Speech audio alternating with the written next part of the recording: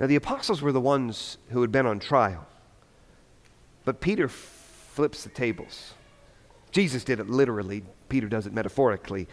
He lays down a charge of murder against the author of life, which is what he had talked about in the previous passage, murder against the Messiah, and he charges these leaders with that crime.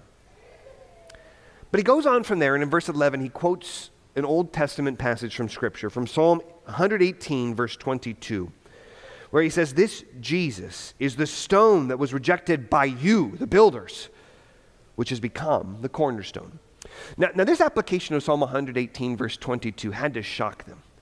Because in its original context, as one author, Peterson, writes, in the original context of the psalm, the stone is either Israel as a whole or Israel's king, and it's rejected by the nations, but chosen by God for the accomplishment of his purpose.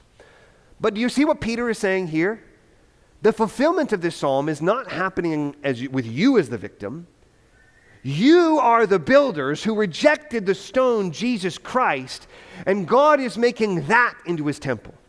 The stone that you rejected, God is building a temple on that cornerstone.